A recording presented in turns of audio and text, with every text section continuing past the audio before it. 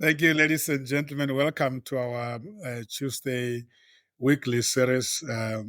This is Commercial Radio Worldwide, the mind, the journey, the destiny. We continue with our series that deals with the do's and don'ts of streaming. We are at unit number 27 of 40 and conduct number 22 of 35. This is the mind and the journey, the destiny. As I said, we apply our mind to the journey that takes us to our destiny. Let me remind you that our shows are based on our lovely principle that we call the idea.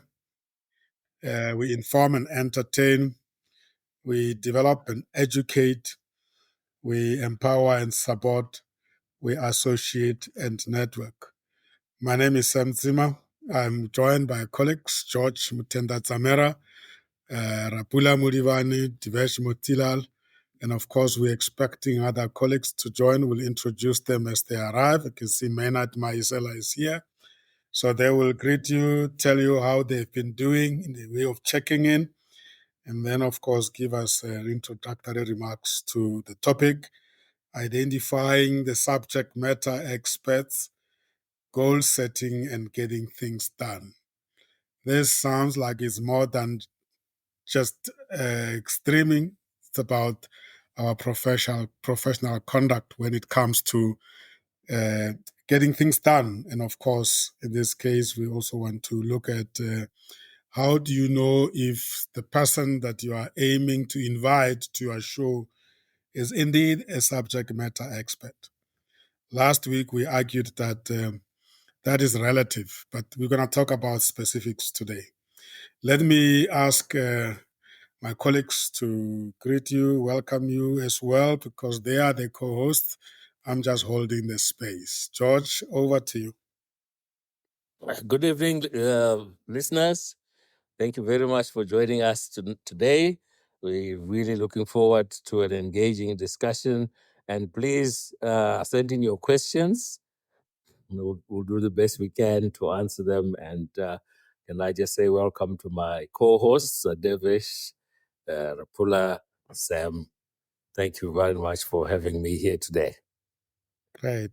And we have Maynard who has just joined us. Maynard did well. Thank you. Beautiful. Thanks, George. You did already indicate how the day was by way of apologizing for not joining us last week. So I hope today you didn't have to rush anywhere and you are here in full peace, spirit, physical, and emotionally, in all seven bodies of a human being.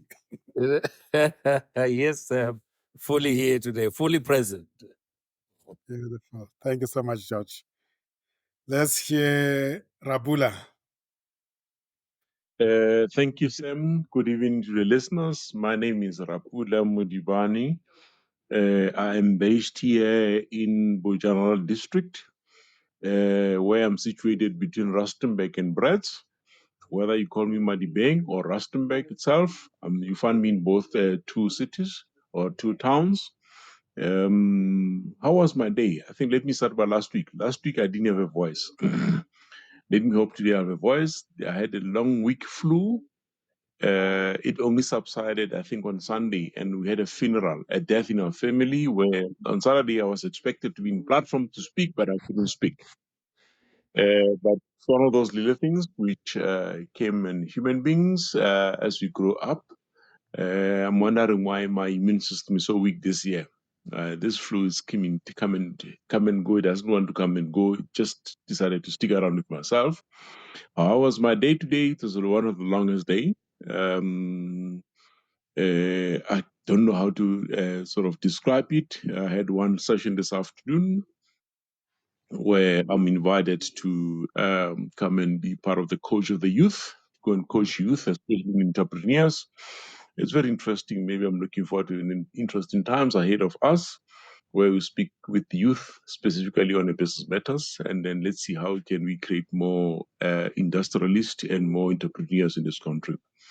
I think that's my day as it comes, Sam. and let me see how can we add value on today's subject matter.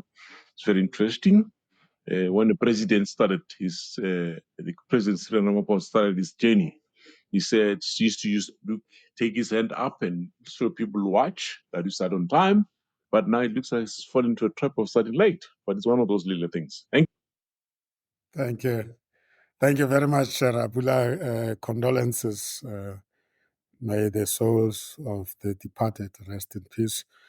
And yeah, we're glad that you recovered and you are in the business of talking, Rabula, so that voice must always be taken care of and polished because you are like the singers, artists. Without the voice, they have no profession. Thank you so much. And yeah, always proud, the citizen of Maliveng. Those who don't know where Maliveng is, am I right to say it's just before Sun City? Because everybody knows Sun City where it is. It's very interesting. I think that it's on a road. It's the same place. Yeah. Yeah, beautiful. Thank you. Thank you, Rapula. Welcome to the show. We're looking forward to your contribution. Divesh, over to you. Evening, Sam, and evening, colleagues, and a very good evening to the listeners. Divesh Motilal, resident DJ on Kometsa, as well as a graduate from the Digital Online Streaming Mastery Program. And just in terms of my day, quickly, Sam, another day of the salt mine, if I can put it that way, but very positive, trying to find solutions that government is experiencing in relation to service delivery and finding the right partners who are willing and able to assist in eradicating some of those challenges. So feeling positive about that and hoping to see those results emanate into real solutions on the ground. Just in terms of the topics, I just wanted to emphasize to our listeners that although we're focusing in on the digital online streaming and opportunities within the broadcasting space, the lessons that we're sharing, and in particular the ones from today, is definitely about character building. It's definitely about improving oneself, and in hope that you take that improved self and relay those lessons learned back into your community so that we could have an improved culture in terms of the environments that we live in South Africa. Thank you, sir. Beautiful. Thank you. Thank you so much, Divesh. Welcome. As always, you sounded very positive from last week, and I'm glad that you have sustained that positivity up to today, and you are hopeful that there will be solutions for many challenges that we are facing at the local government level. And coming from you, I'm hopeful. And yeah, thank you so much. Looking forward to your contribution to the discussion this evening on the topic subject matter experts, goal setting, and getting things done. Let's welcome Maynard Maisela to greet listeners and then also share with us how his days has been so far. Good evening, Darisam. Good evening, colleagues. And good evening to our listeners. Well, as they said, my name is Maynard Maisela, the host and the co-host of Cometa, and Maisela Corporate Branding Director as well. Well, Darisam, my day has been a very fruitful day indeed. We had a few projects that we were busy with. So we no complaints that much. And today we're looking forward in identifying the subject matter aspects and the goal settings. So we're looking forward to engage and see how we can source these crucial people, which are called the subject matter experts. Indeed, indeed. Thank you so much. And we are also subject matter experts in our own right, and we will want to hear from you as well as we start the discussion.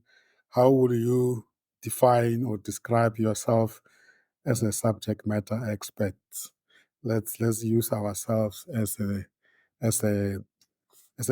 role model Let's welcome Margot and Dr. Franz Ramutla is on the line as well. Welcome, Margot. Over to you. Good evening, Brasem, colleagues. Good evening, listeners. Today I had a very interesting day because I had to facilitate a meeting of the NGO in which I'm participating, and I want to declare myself um, a self-imposed subject matter expert because I hosted new organizations that are joining Tembisa Coordinated Welfare Organization, which is an organization that provide facilities for NGOs so that they come and render their services there. So we have new organizations. One is dealing with mental health issues. One is dealing with family issues. One is dealing with skills development, and one is dealing with after school care services for children. So I'm declaring myself a subject matter expert because I have to understand the goals and the mission and the objectives of each of these organizations.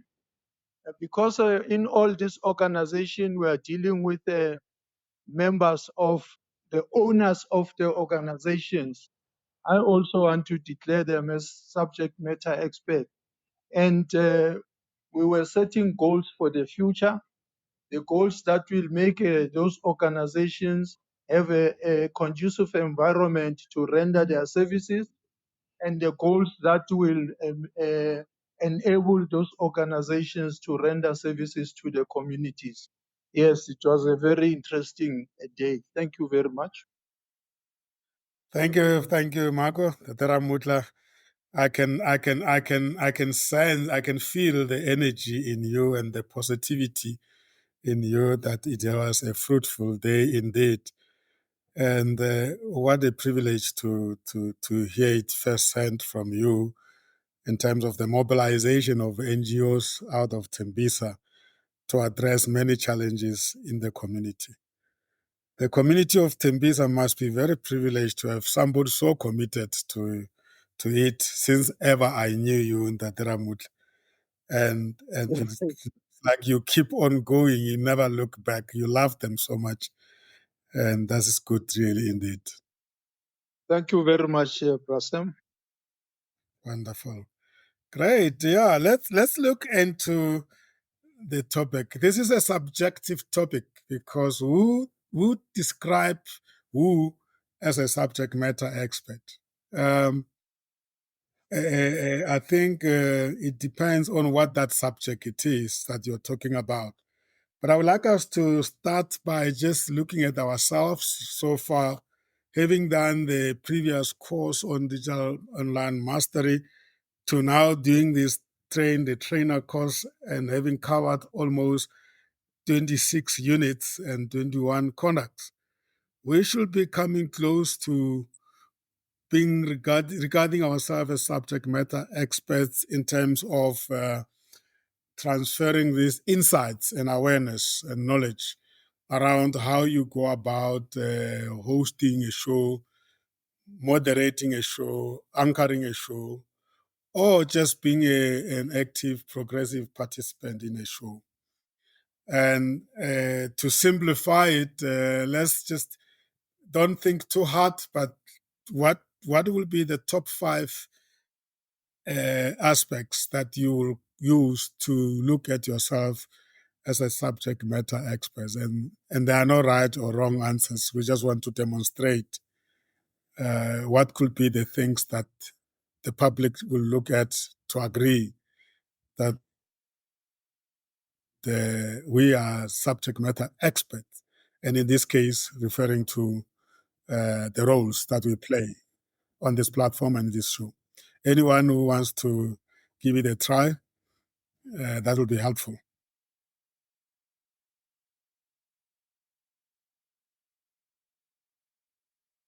You want to go for it, George? All right, so, yeah. Or you can use So the coaching. You can use executive coaching as well, which is a subject, and what will define you or yeah. describe as a subject matter expert, executive coaching.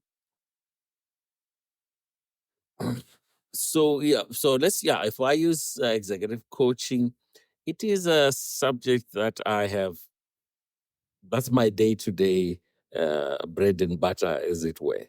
And so I'm coaching executives and leaders in setting goals, goal setting, creating pathways for them, making things happen for them.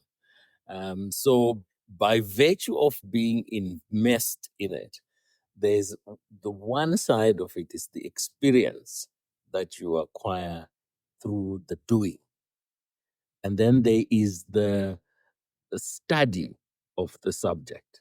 So for you to realistically call yourself a coach, you must have some certification behind you, whatever that is that you have done. And one thing about the subject of coaching, if as I am and you are Sam, if you're a member of ICF or any of these other bodies, there is what is called continuous education. You are required to continuously educate yourself, and you are rewarded for your efforts in studying. So the doing, the experience, and the actual study make you the subject expert. So from a coaching perspective, so if you move that into the broadcasting, there is the doing.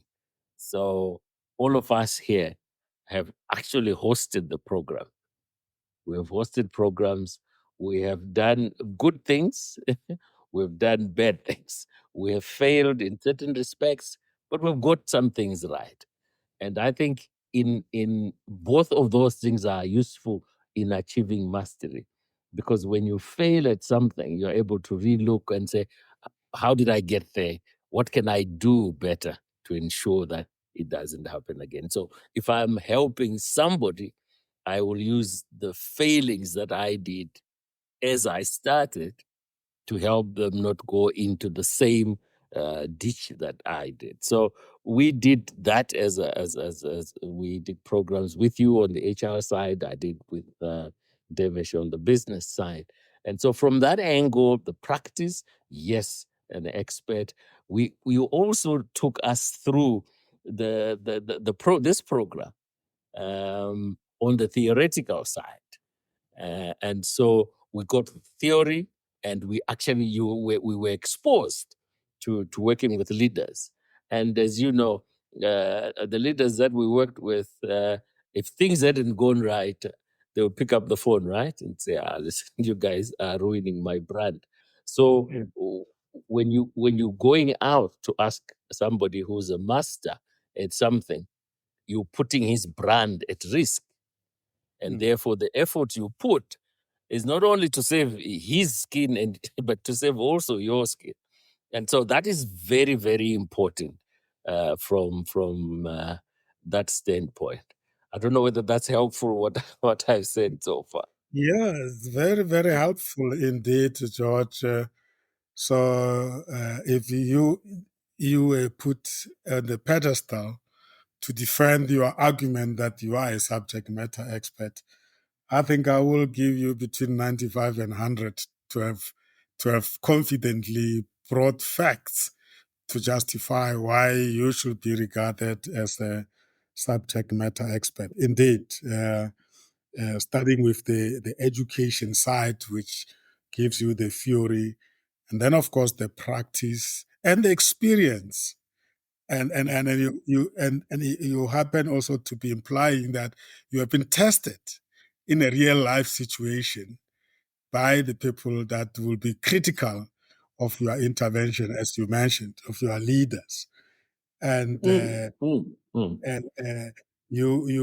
and then you say that this is something that you do for a living, and you do it almost daily, and therefore you do also have examples of where you have failed and where you have done very well, And all those two come in handy when you are then subjected to take people through an experience.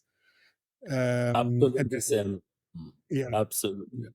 And I And like I the fact found that you say that takes you to a mastery level, because I think if you are a subject matter expert, you're very close to being at a mastery, although mastery is a continuous state to achieve. Thank you so much. Yes, George?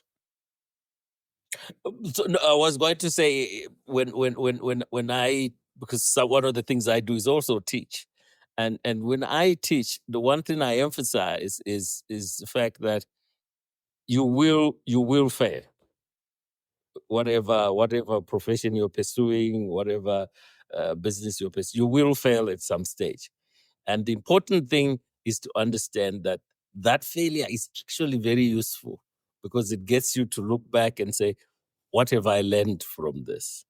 And what can I do better next time? And there's nothing that teaches you better than an experience like that. Indeed.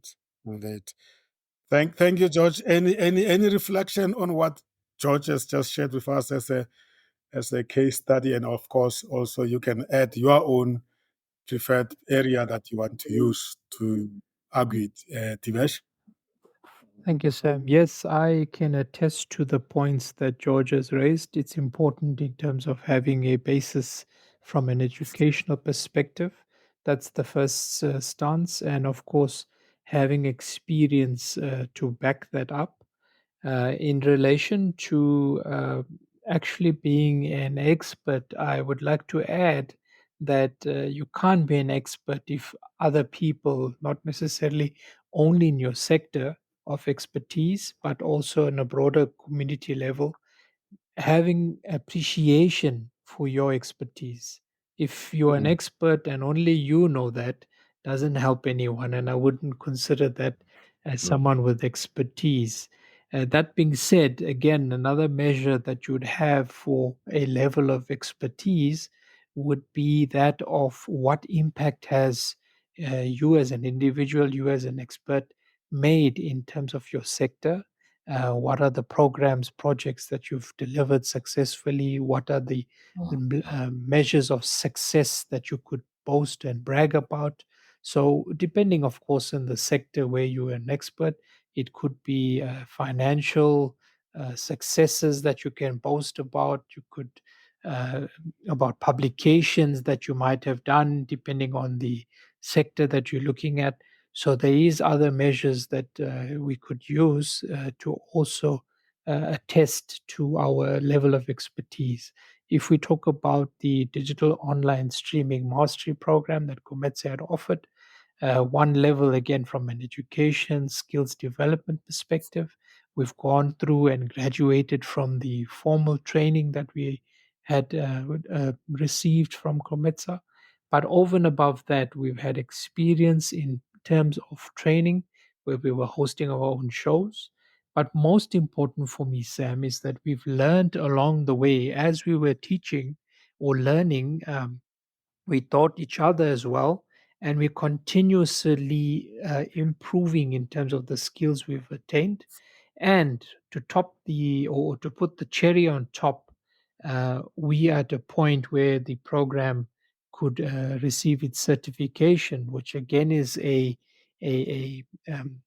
attestation in terms of that level of expertise, that it's something that's quantified, qualified, and can be certified as well now, Sam. Wonderful. I think you are bringing a control measure there, Divesh, to say that you need to have some sort of a control so that it's not just one-sided view by yourself of yourself that you are an expert. It needs also to be affirmed. You need to be affirmed by the people in the public. And I think that also speaks to the point that George raised, that we belong to a professional body, and the professional body subject us to certain standards.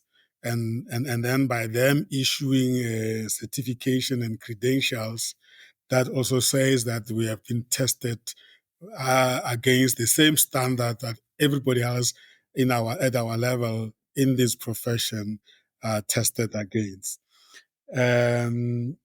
So some sort of assessment. And I think, George, you could also go as far as, say, beyond teaching, you do also write articles. And then, of course, you also write books. Yes. Vesh who does the blogs and our own very postings on social media. You do get the instant feedback in terms of people engaging with the knowledge that you share through what we will call content marketing, right? So so it's not just claiming, and I think in that there, Ramutla, you are 100% right. You gave us an incident, fresh evidence of welcoming people into the organization today, and I'm sure they didn't want to walk away from you. They stayed engaged with you because they could feel the impact of your facilitation. Am I right? Indeed, Pachan, there was a stage when I thought the meeting is too long, but I was encouraged by the fact that all of them were committed to the meeting and they were committed to contribute during the meeting. Yeah, let me Mm. make my input.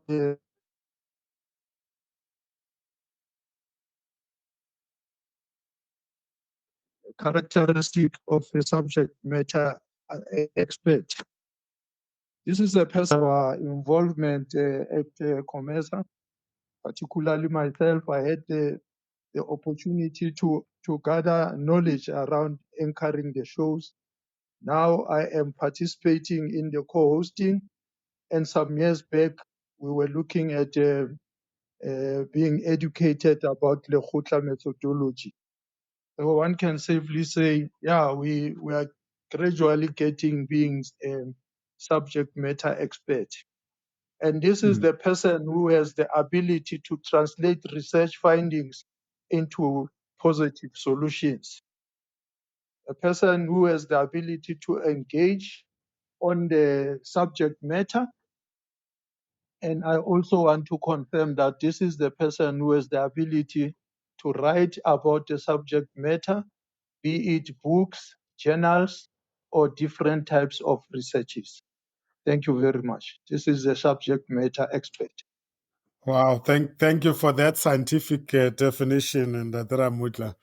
That helps quite a lot, and it looks like we did not really go far away from those descriptors, Rabula.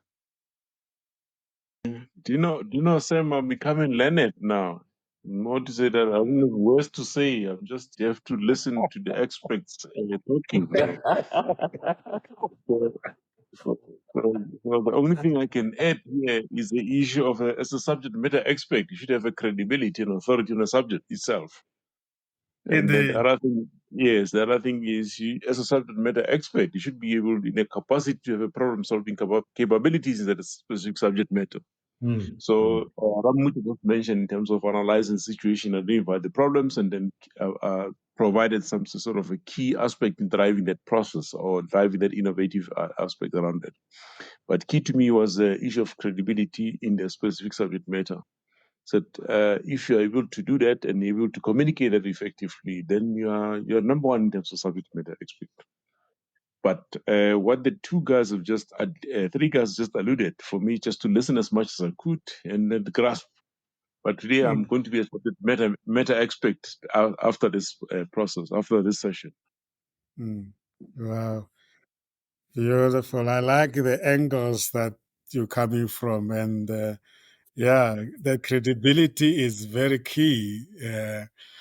That goes together with the authority, right? You're the authority on the topic, on the subject. And then it looks like, having listened to all these inputs, there is no argument about it. Anybody that wants to come and subject themselves against all these Mm, indicators, they just need to tick the boxes and leave those boxes that they couldn't tick, and then take the measurement, the weighting, and then tell us whether they are subject matter experts or not. mm, mm, The one that is quite very interesting, and I like it. I actually left it out. Is the one about the research? So that Ramutla is bringing in. So there must be evidence. I guess that's what you are saying, that Ramutla, that you have done some work around this subject and you've written a research findings, or even a journal of some sort. You remind me of my short stint at the university at Gibbs, and spending time with these professors, and the debate is always around, if you say you are an authority on this subject, how many journals have you written? Mm, how many mm, how many contributions have you made to the real journals, and not the ones where you just publish, where you have to be published. There has to be debate for you to get your journal through, and they will even use it as a measurement to say, how many journals this year have you published in how many reputable journals, how many articles in how many reputable journals. If they've all published, now it's a question of which journal is the top one. mm, mm, mm, Yeah, but that's the deeper side of it. But I think the practice on its own can also give you a status as a subject. And I think we are also saying, George, that this is not a popularity contest. The fact that maybe you happen to be popular doesn't make you a subject matter expert. Absolutely. Absolutely. Yeah, it is far from that. It is actually your output. What's coming out from you, and what impact is it having? That's how you test. And So there's what do you say, Maynard, to in South Africa? We are in South Africa is a country with so many possibilities. Sometimes I used to get so confused, because you see so many political analysts emerging out of the woods, and some subject matter experts on electricity, on load shedding, on local on service delivery, and if you happen to be very connected to a platform, then you start being featured. But I don't know whether what we have just raised out today is ever being looked at as a measurement to say you're ticking all the boxes, therefore we are not claiming indeed you are. Sam, what you just said is very interesting. Somebody once said, you go into TV, say something negative about whoever say that, you become a political analyst. Is there Yeah. any classroom for that? Is there any classroom for that? Is there anywhere where a person can learn around the issue of the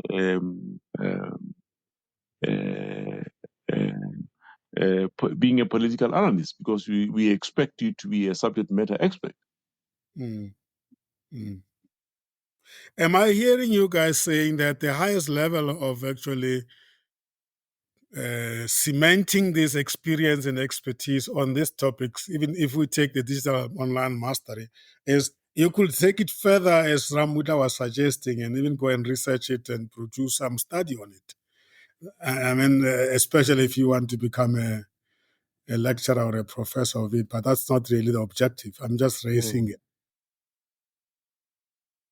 Yes, you should do it, sir.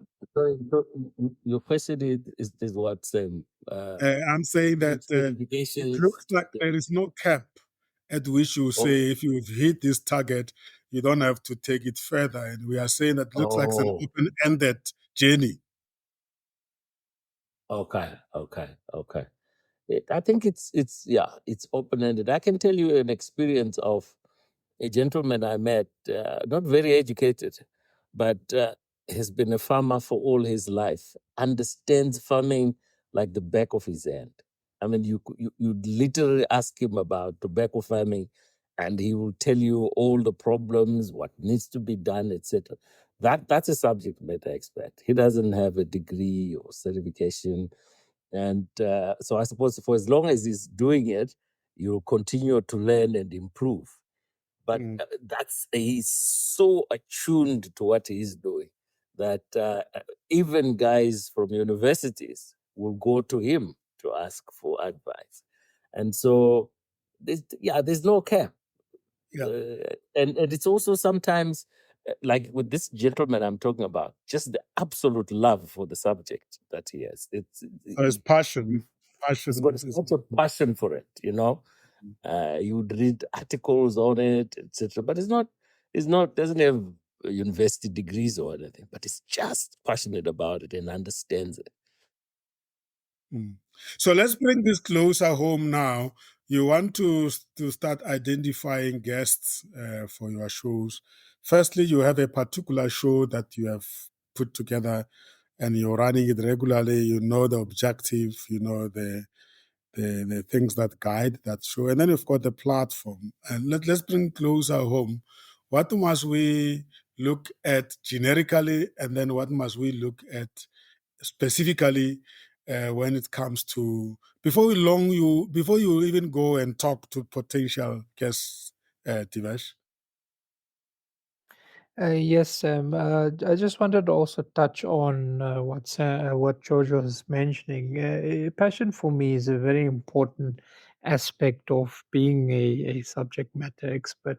To a point in relation to online digital streaming, you do want to have someone who can have that passion. And when we want to talk about that vibration that we want to share through the host of the show from the guest that you would have brought on, you want that passion to resonate so that even the listeners out there can feel that passion in and it draws them more closer to listening in on the actual subject that they were discussing.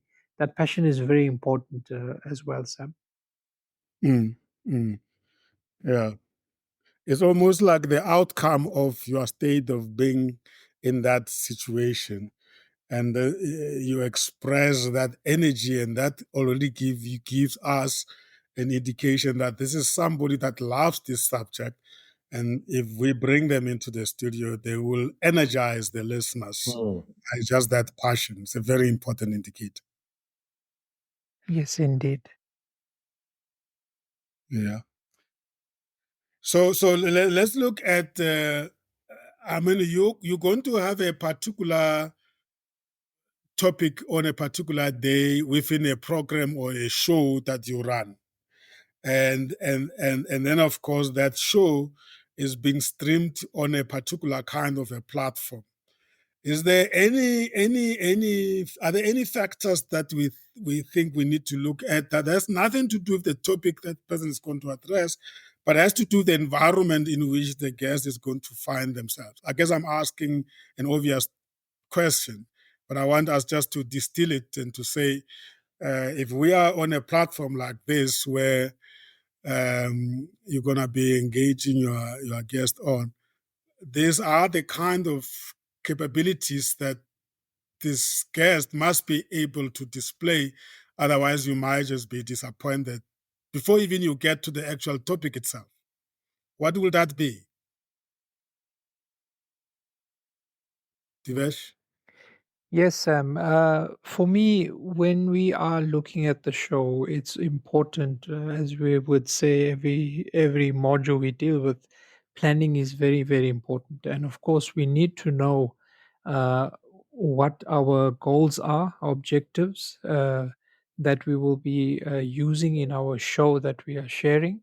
And from those goals and objectives, it will also inform our decision in terms of what is the type of subject matter expert that we need to engage on, who we Mm, need to find, and what kind of method of knowledge sharing we would like to attain from that subject matter expert. So personalities comes into play, the level of passion, how that person can articulate in terms of sharing their knowledge and skills with our listeners.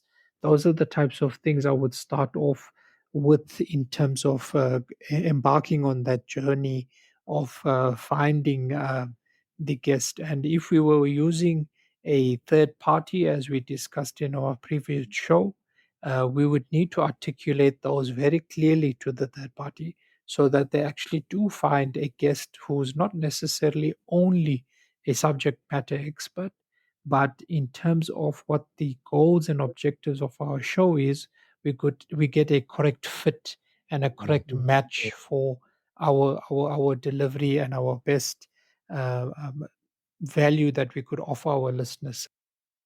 Mm, mm. So quality is everything.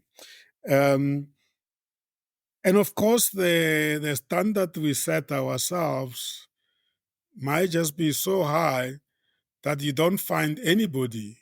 So, how much compromise are you prepared to make so that at least you have somebody that is closer to what you are looking for?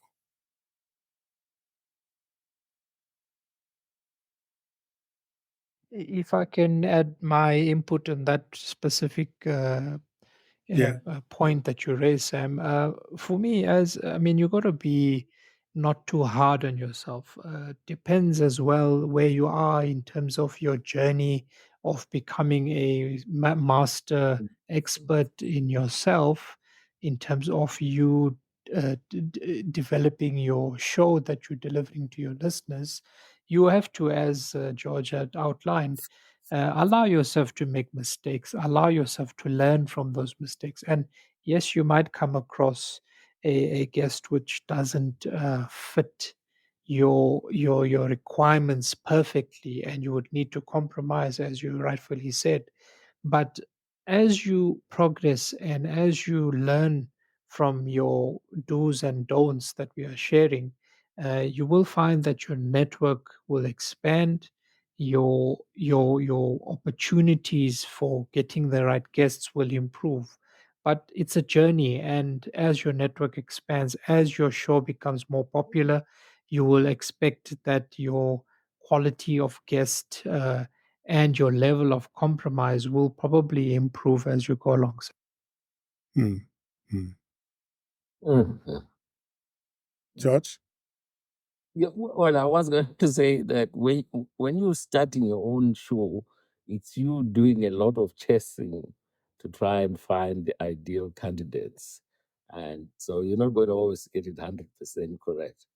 But as you progress, as the brand grows, you will find actually experts will want to be on your show. And when that happens, now you're able to be more strict with your own criteria because now you're a brand. And as a brand, you need to maintain a certain standard. And the brand that you can't bring in to interface with your brand has an impact on your brand, and you have an impact on their brand. And so I think it's a journey. As you start, you probably are not going to get the best of the best.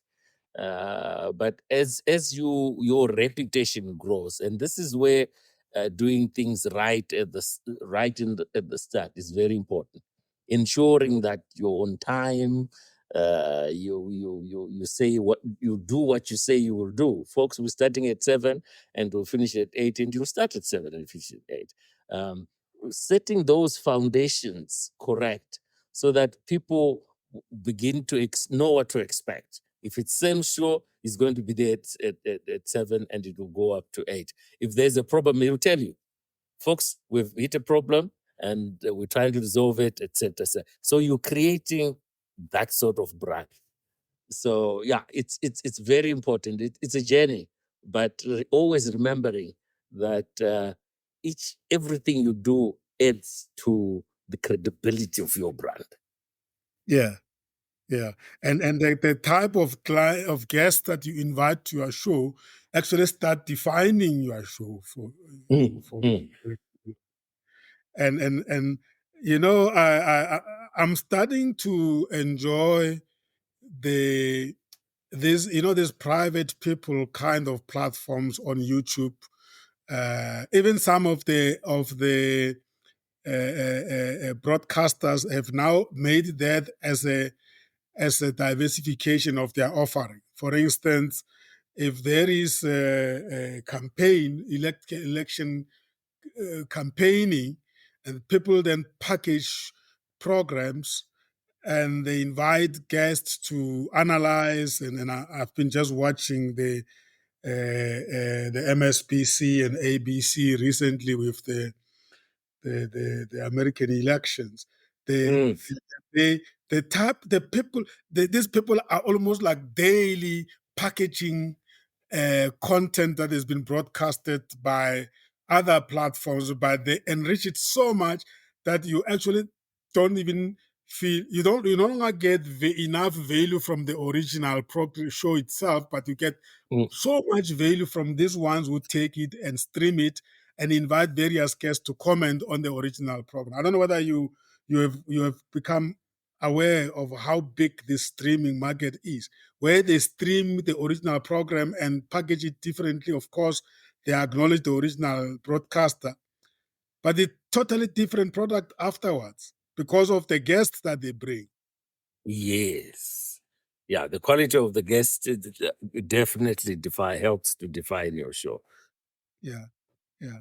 And that says to me that we are spot on in interrogating this, because if you are just going to ignore it, don't be surprised when then your show is defined in a way that you did not plan it to become.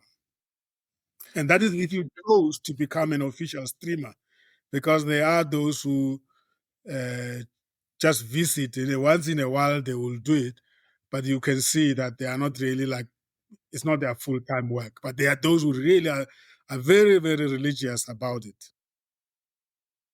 Mm. I think for me the word intentional comes to mind. You've got to be very intentional about whatever you do with your program. Mm. Really, this is the outcome I'm looking for, and these are the things that I will do. You somewhere we will be talking about goals and goal setting and all that, and Yeah, that becomes very important. I've set this goal. What are the milestones that I need to achieve, and who will help me achieve those milestones? yeah, exactly. Uh, as the favorite author of Ndadra Mudla always say, start with the end in mind. Yep. Stephen Covey, Ndadra Mudla. Yeah. So I think that takes us now to the next discussion, and there isn't exactly the point you have raised, George, why we want also to talk about the goal setting and getting things done. It's exactly the link that we want to bring in. Now that you have identified this powerful guest and you are now putting together the show, what guides you other than the type of a guest that you have identified? One of those, as you have said, George, is the goal setting. And what we want us to look at here, we want to start with the enemy of action being procrastination.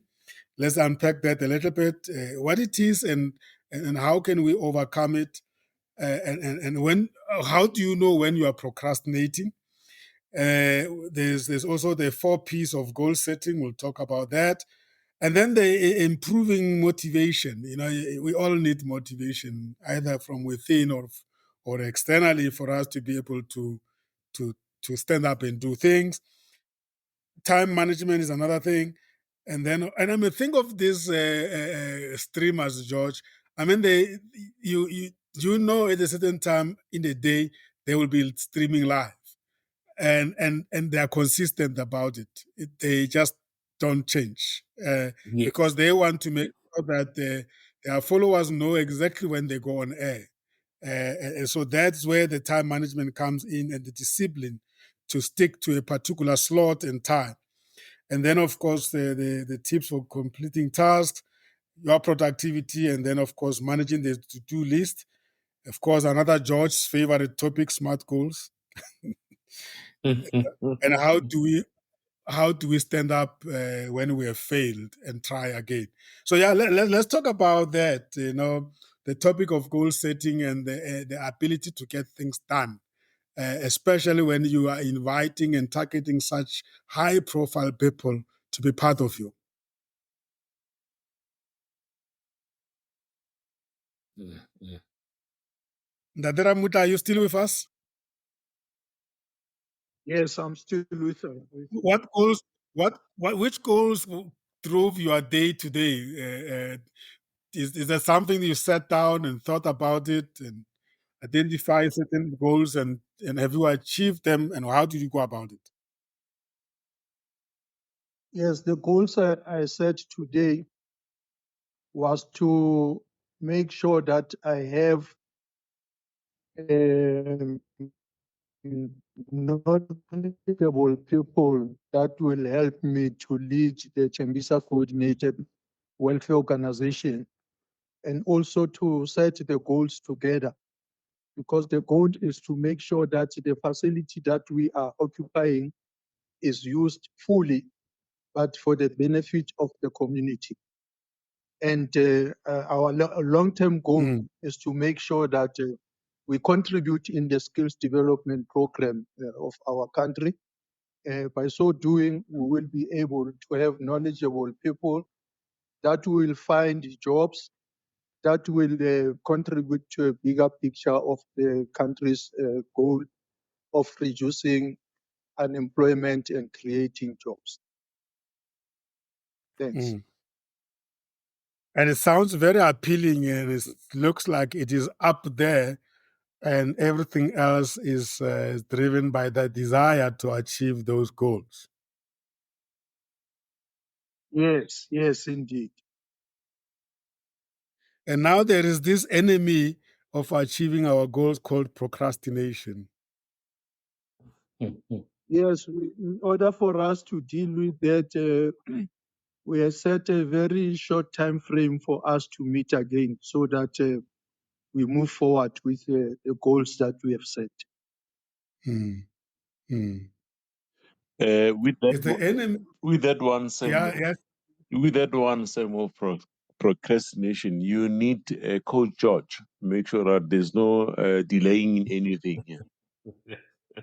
Yeah, you need somebody to hold you accountable, right? Yes, that's where the coach kicks in. You see. George, as a coach, I'm sure you come across that where people say agree with you in a session that they're going to be doing things, and then come the next sessions they haven't done it. Yeah, and initially when I started coaching, it kind of would irritate me, but I've actually learned as I've gotten older, and it is that when somebody undertakes to do something by a certain date and they don't do it, it's not just the fact that they haven't done it; it's the meaning behind why they didn't do it. It might be actually it's a goal they don't like. It's misaligned. It's by not doing it, they are actually saying something. And so, if we put together a program and we must get this expert done, and actually for 3, 4, 5 sessions you're not doing it, then it is actually saying something. We need to sit back and go back to the drawing board. Maybe it's not the right target that we're choosing. Because you should, as Davis has said, if there's a passion to say, I want to get this type of person to my, you really don't need people to push you. But if you find consistently that actually you really need a bulldozer to get you across the line, then I think you want to reevaluate and say, is it actually the right thing that I'm doing? Or could it be also that you set unrealistic goals, George? Yes, because I'm kind of misaligned to your capacity. So I want to do a program every Monday. Maybe I want to do a program every 3 weeks. Yeah. Bearing in mind what you have, your capacity and all that. Yeah. But you will learn as you go. But the importance of Rapula's point is when you have an accountability partner, he's going to be asking, why isn't it happening? And that's very important, to have someone who says, why isn't it happening? So we must always set up goals and pronounce them. Pronounce them, write them, share them with somebody, so that you're not the only one who knows about them. Because if you're the only one now, well, it won't happen. We'll wake up middle of the night and tear the paper. Change the deadlines.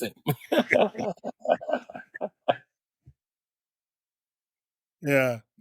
And yeah. So I think procrastination is the biggest problem. It's and I'm glad you are you are raising some important points there, George. You need to investigate why you don't have the energies to stand up and do what you said you were going to do. And there's some advices that they are putting forward here. I like the concept of eating that frog, which basically says that you need to start with the things that you dread doing. Do them first. And then will be left with the things you like doing, and those you are not going to procrastinate around. So in a way, they are saying that it's in human nature to find yourself procrastinating. Guard against it because it will rob you of your achievements. And one of those things, there's those things that make you hate the entire project. Let them get out of the way, and so that you are left with the juicy stuff and you don't have to struggle to do them. Then they go further and say that sometimes reward yourself for doing this thing that you've been dreading after you've done it. Then you enjoy the self-rewarding, and next time you want to do it because it's nice to reward yourself. Because as a human nature to celebrate success. But why do you have to wait for somebody to say, well done, if you can do it for yourself, George, with a glass of red wine? Yeah. Well, the other way of dealing with procrastination is to find yourself a good co-host, like Devesh there. But then I'm guaranteed the things will happen, because sometimes also on your own, you think you have time when you don't. But working with somebody else, I think is beneficial. Yeah. Yeah, then the 4 P's of goal setting, they need to be positive. I think that is self-motivation. Also, the goal must be very personal. It must mean a lot to you. And as we said, that it must be possible to be done, and you must prioritize it. And I think this is another technique that we can bring in.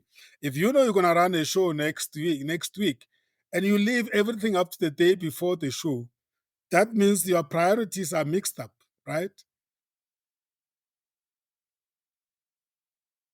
Or they are being challenged. So you want to do this show, you put a target date to it, but there are many other things that are also in line, and you prioritize them than this one. That means then this goal you are committed to is not really a priority. And if it's not a priority, why do you do it? Why do you commit to doing it? And that's a decision making.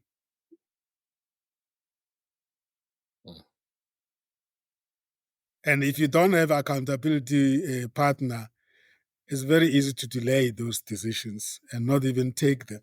So I think it sounds like some of us are self-driven. It can never be a problem until it really indeed becomes a problem.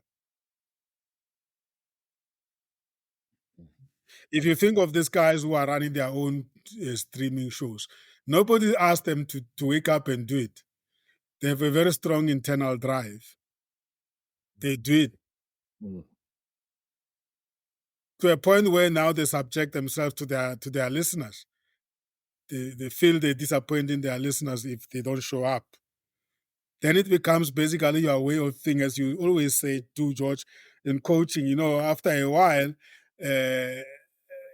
your clients start doing those things, and they undergo transformation. In 1, 2, 3, it's just a way of being. They can't even remember that at some stage it was a difficult thing to do. Right. Coaching is about transformation. It's about change.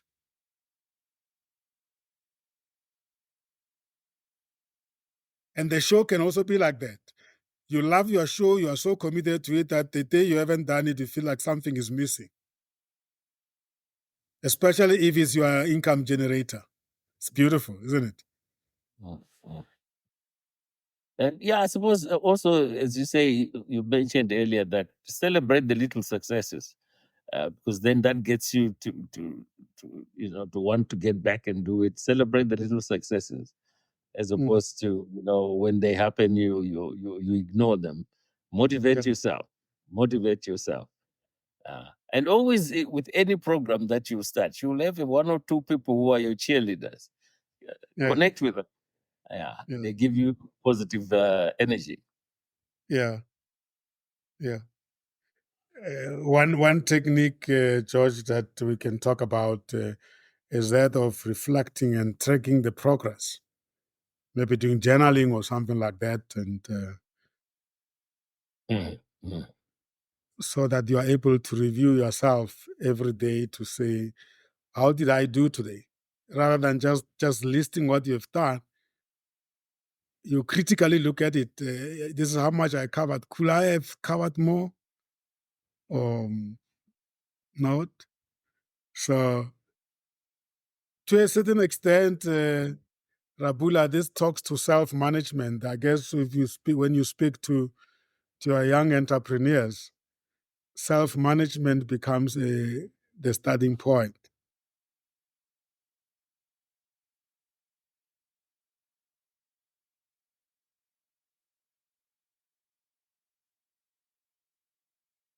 So, what are the things that we need to take into account to make sure that we do what we said we're going to do when it comes to the show? I mean, if you think of how the A to Z of running a show, let's look at the entire value chain of from the moment you decided that you're going to do a show. What are the things that you need to have in your critical path that if you don't have, the show will not happen or it will be a flop?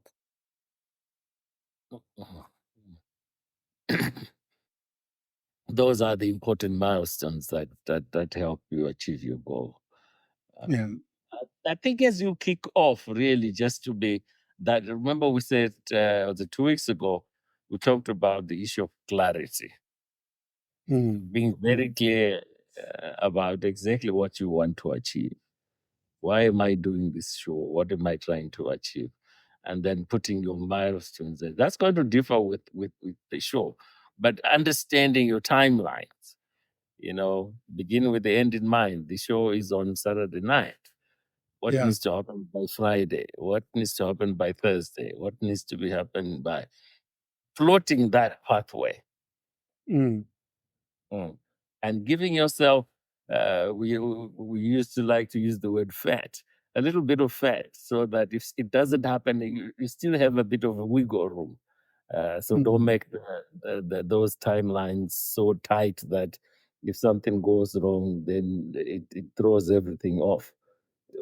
Ensure that you have a little bit of fat. Creating a realistic timeline, maybe that's the word I should use when you talk Yeah. about smart goals, that realistic part of it. Mm. Mm. Mm. And I can imagine the pressure when you have already committed a guest. Oh, That and inform the listeners.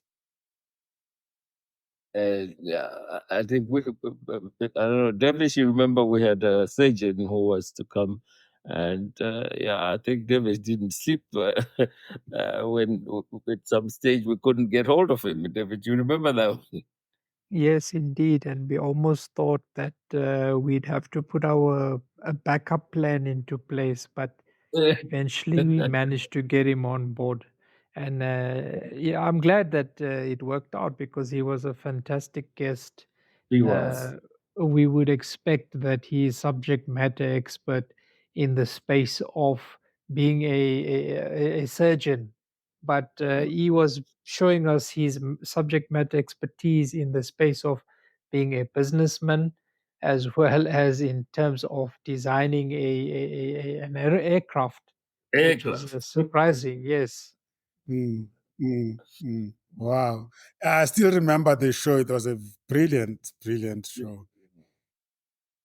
Yeah. So there's some 4 interesting techniques that which I think the two interesting ones is the urgent important metrics. I like that. And then doing 80-20 rule. And then, of course, the last two is utilize the calendar and create a ritual. Let me talk to the last one, and then I'll leave the thread for you guys to just give your input there. I think creating a ritual, I will say, is equivalent to making it a habit. You know, and that again is like if you want to go to the gym regularly, you make it a ritual that if it doesn't happen, you feel like you did not do something that is expected of you by yourself. And I think as again I use the example of these streamers. I mean, you literally almost every day you get this pop up because you've got these notifications and it pop up, and then there they are. They've just completed the interview or the streaming, and some of them even you will see they've just released it. Maybe you are even the first one to be responding to it to show how instant, how recent it is. And when you are following a streamer like that, and you experience that kind of a thing I've just shared now, the bond becomes so strong between you and them. You're consuming without realizing that actually this person is feeding you, you know. And I guess that's why it's like sometimes you follow a musician, and every time they release a new song or they publish a new song, because these days releasing and publishing is different. I mean, when they take their music and make them available digitally online, it's really publishing. But as they do that, it pops up, and then you listen to it, and you see it has just been released, published an hour ago. It's that connection is what I will understand as a ritual. But let me hold it there, and ask you guys to talk to those first two wise time management techniques that you can use. Well, do the agent things first, really, and then schedule your important stuff. What is urgent? What is important? Normally, when you're scheduling, you know this is going to come, this is going to happen, etc. So, agent is when your guy says, I might not make it. Can you find somebody else?" And you need to do that first and get a replacement. So the agent stuff is always going to be there, but ensure that the important stuff is properly scheduled. There you are. There you are. So whatever is urgent might not be important. Yeah, it might be so urgent, but over an 8 week schedule of Yeah. meetings, this is boom, it's You urgent now. It won't procrastinated. happen again. You procrastinated to a point that is so urgent. Now it must be done. Now, you didn't eat the frog in time. Yeah, yeah. And one example of that is briefing the guest. You leave it until the day before or the morning of the show. Now you have no choice. It has to be done, because otherwise, going to have a guest rocking up in the studio and he has not been briefed. It is not been brief. Yes. So don't make it urgent. If you had scheduled it, you'd know, okay, so on this day I'm gonna have sit down with this guy, take him through it, and that's it. Don't make it urgent, because it really shouldn't be an urgent matter briefing someone. Yeah, yeah. But how many times we find ourselves running around on things that we could have done 2 weeks ago, and we just procrastinated. They are important, because if they are important, you must schedule them. But you didn't schedule them. Then you wake up when they are due tomorrow, and they are so important. Now they are not only important, they are important and urgent. And then you end up not sleeping the whole night. And then come the following day in the show, you're not really fully present because you're tired, didn't rest. But these young people now, with all this technology around, they can help you. Yeah. Properly schedule things that pop up and they send you reminders and all those things. Mm. It's really, technology has really come in handy. You don't have to remember them. As long as they're scheduled, they'll pop up for you at the time that you need to do it, and then do it. Yeah. But the fact of the matter is that the successes and failures of us in many ways is related to exactly these time management issues. Yes. So it's a behavioral thing.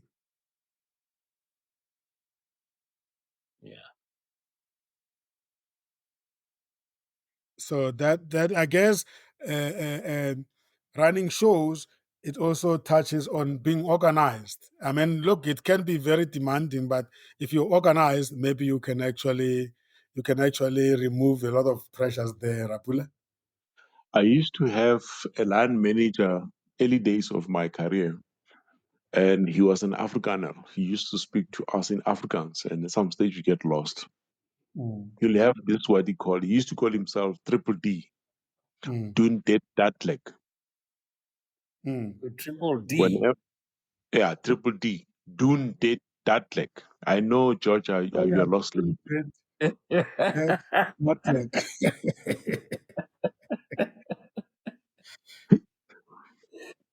So his motto is when you ever get a task in front of you, doesn't matter how small, how big it is, you do it immediately. You'll mm, be a better person of yes. mm, mm. Wow, that like is immediately. Mm, yeah. Certainly, in a streaming business, time is a very important asset, and it needs to be respected. So yeah, so those are the techniques, and then the tips for completing tasks. Yeah, these ones are famous: 1 minute rule, 5 minute rule. Break up large tasks into smaller pieces, and there you are, George. Utilize technology. Oh, that it's a savior, I'm telling you, technology. Yeah, yeah. Take advantage of technology, and the rest is a question of then focusing on those that cannot be helped with technology. So yeah, so and I'm sure from a coaching point of view, these are common issues that either they are brought to the coaching session as agenda items, George and Rapula, or you observe them as a coach, and then you in a coaching way you bring them up to create the awareness to your client that I think some of these things are avoidable. Here are some of the things I think you might have to think about. All right. All right. Yeah.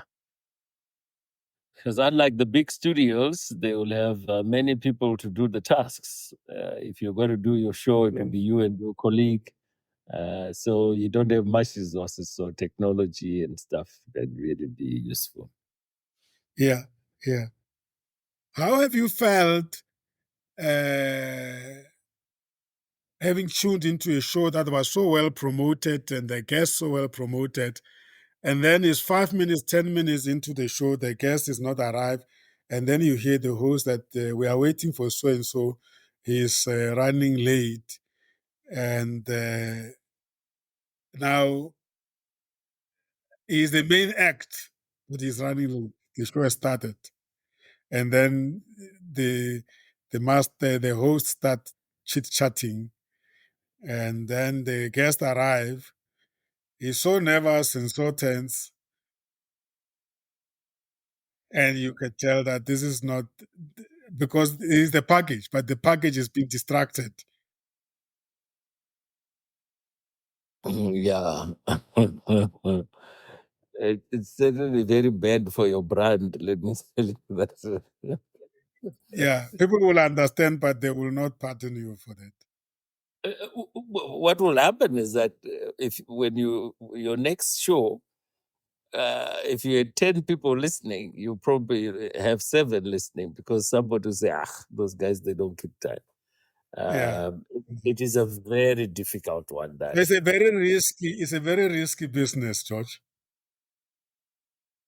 it really is a very difficult one. That because all too often the reason given is a genuine reason, and boils down so much to sometimes taking things for granted. There's traffic and you leave 30 minutes or 15 minutes to the show, whereas if you had given yourself 45 minutes, you'd have Mm, made it there in time. So traffic is a reality, and I think those are the things that go into the briefing. To say if we're doing it online, that's great. Yeah. But if you have to come to the studio, give yourself at least arrive 15 minutes before. In fact, actually, the last time I was asked to, I will arrive an hour before and go to the next door shop and have coffee. yeah. In fact, I was asked to do a presentation on one of the television stations, and they actually made a note to say to me, the show is 6:15. They say, please arrive by 6:45. And obviously, it's because of these experiences that they've had with people. Yeah, and remember, for the platform, this is it. This is the factory. This is what they produce. If you are not there, it's like a factory having no raw materials. Yeah, that's it. Yeah. The easiest question always is to say, would you arrive late for your flight? Certainly not, because the flight will not wait for you. It will be gone. That's right.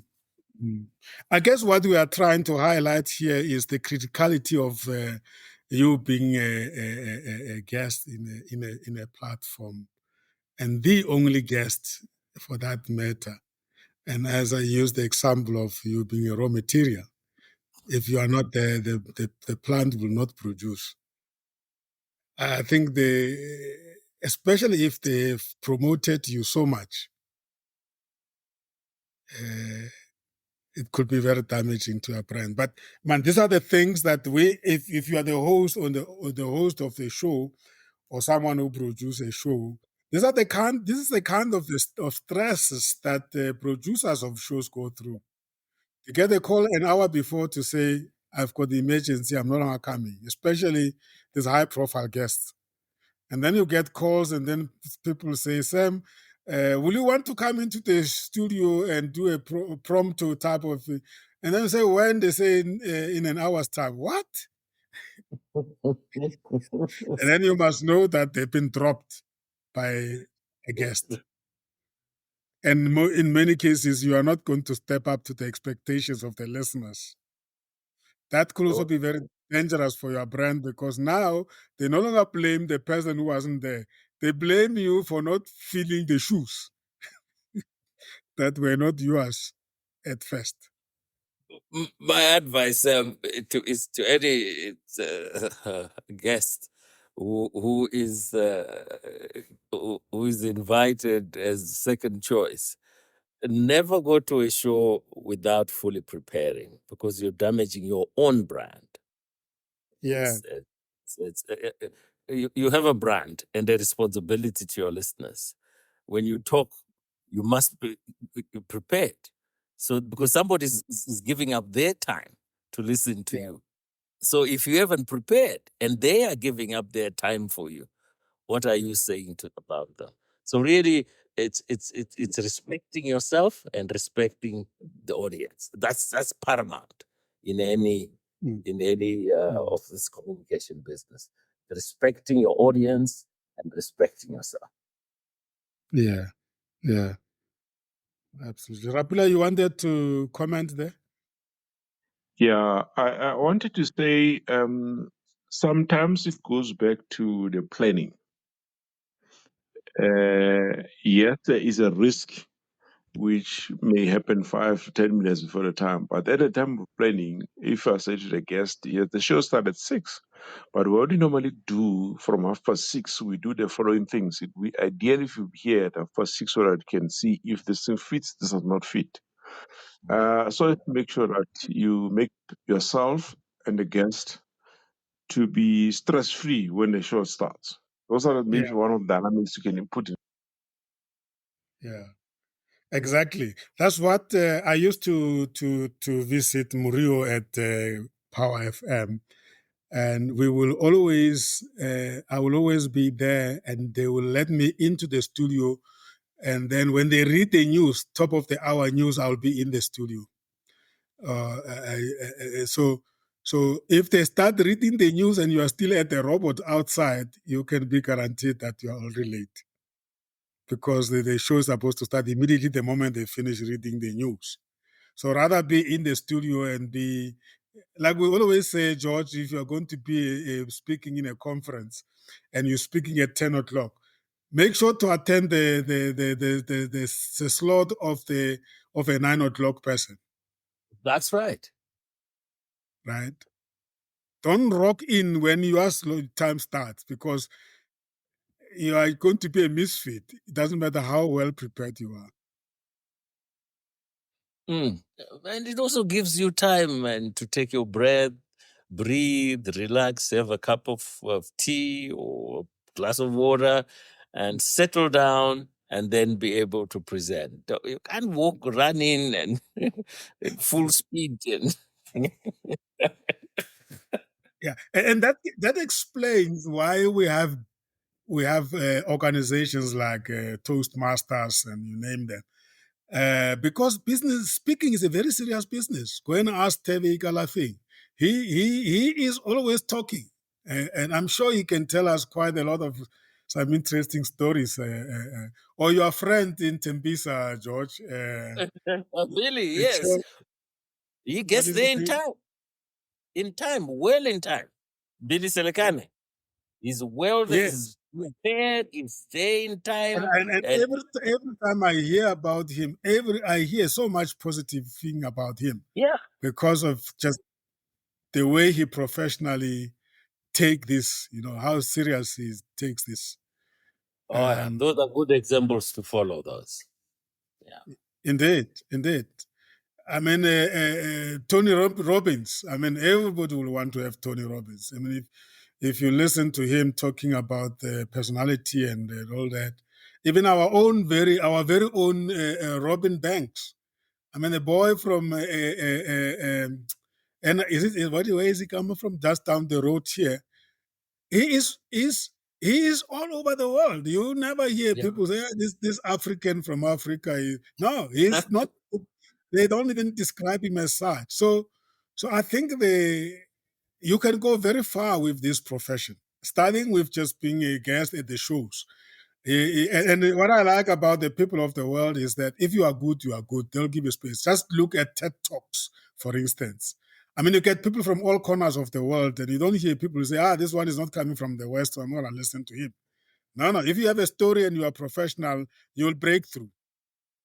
Absolutely. That's and that's key. But it also comes from ensuring, because the people who are listening, these days are very switched on. Let me tell you, and you can't pull anyone's leg. So when you're Mm. speaking, you're giving them 200% respect, and they'll give it back to you. Absolutely. Wow. This topic is so entertaining, and I'm looking at time now. I don't know what happened to it. So yeah. I hope we fully addressed these two topics: subject matter experts, and then of course setting goals, and of course getting things done. Basically, we are saying that if we are going to work with serious people, you need to know what you want in terms of goals, and if you're going to set goals and you involve those people, you better have the attitude and behavior that of doing. And for you to be able to be doing, you've got to plan. You must be organized. You need to prioritize your things, and you need to take yourself serious because your boss is your listeners. So yeah, good. Let me give you time to check out and reflect on what we have just covered now and share with us your take home, colleagues. This has been beautiful. I really enjoyed your inputs.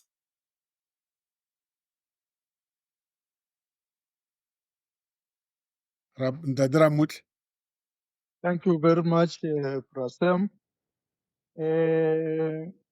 My take home is that I'm going to use today's information and utilize it in all as I engage with various guests in different settings, be it physical meetings or online shows.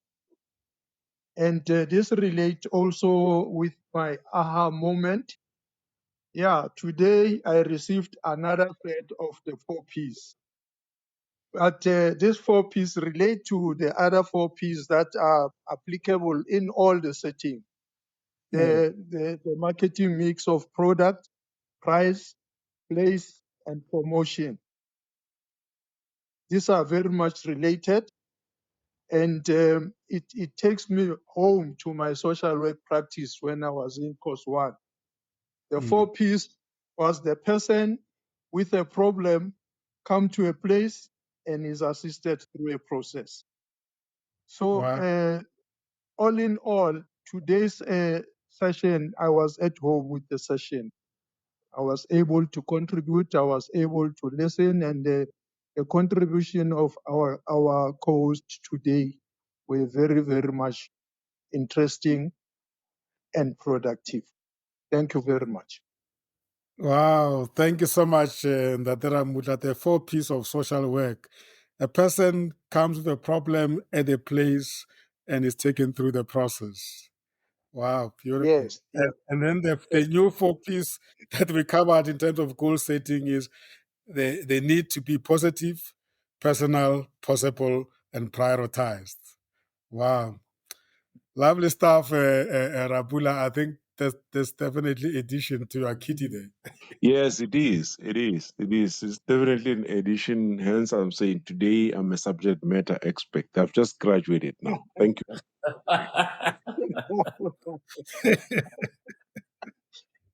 Indeed, you are a subject matter expert. Thank you, Mr. Rabula. Uh, Interesting indeed. Thanks very much. Yeah. Divesh, you want to check out? Yes, thank you, Sam. Intriguing conversations today. In terms of the takeaway for myself, important to select your subject matter expert by virtue of the impact that they've given in terms of their sector, in terms of their having qualifications can help, credentials can help, but don't overemphasize that element. You might actually find, as George outlined, a subject matter expert who is just so passionate and so ingrained. It seems as if he's grown into that subject matter expert. And also, somebody with a lot of passion can always help. And one more thing that I think is very important is that since you're in the digital online streaming area, someone who's got a social media presence can always help, because when you are sharing the program and wanting to get as much reach as possible, it always helps that your subject matter expert also shares his network with yourself. Thank you. Brilliant, brilliant. Thank you so much, Divesh. George, you have checked out, right? No, I'll check out now. Just to say, I had so much fun today. it's it really is a good subject to talk about, and all these things we're talking about, time and all. They not only apply to when you're hosting radio program. It's really just your business when you're running your own business, keeping time, etc., etc. That's a hallmark of a true professional. Whatever you do, and so yeah, I enjoyed today's program, and thank you very much, listeners. It's a pleasure to be part of this program. Thank you. Lovely. We did. I don't know whether we lost Maynard or maybe he's listening from the public platform. I know that our friend in Paris, Ompile, is listening from his laptop. That's why he hasn't been able to join in the studio. But I know he's listening in the background. And then, of course, Emmanuel Njang is busy preparing for the kickoff of his conference in Gaborone on Wednesday. So that's why he's not here. And the others also apologize. They're busy with other things. But yeah, the podcast will be available. You go to insightsonlinepodcast.com. You will find this episode and you can listen to it again. You'll find it on Apple Podcasts, Spotify, Amazon Music, and many other famous platforms. The next conduct is gonna be conduct number 23 of Unit 28, and that looks into the reputation of the guests. It almost sounds like risk management. I have a challenge in terms of time availability next week, but I'll address that internally with your colleagues. But definitely that's the next in line. So we'll let you know if we're having it on Monday or Tuesday or whatever decisions colleagues take, we will follow that. But it is unit number 28, conduct 23, reputation of the guests. So we're going to scrutinize the guests. This is a sensitive aspect of identifying guests, but it's very important to look at that, especially if the point that was raised by Rapula is to be addressed, and that is the credibility of the guest and the credibility of your show. Thank you so much, colleagues, for tuning in. That was Comesa Radio Worldwide, the mind, the journey, the destiny. We apply our mind to the journey that takes us to our destiny. Our shows are based on the principle we call the idea. We inform and entertain, develop and educate, empower and support, associate and network. That's the idea. My name is Sam Zimmer, and of course, my co hosts, George Mutenda Zamera, Rabula Mulivani, Divesh Motilal, Franz Ramutla, Maynard Maisela, and then, of course, Umpile Lebile, who's in France, couldn't join today. And then many others that are regulars who couldn't join. We acknowledge them and appreciate them being part of this journey. Thank you. Take care until we see each other again. Goodbye. Bye. Thank you. Good evening.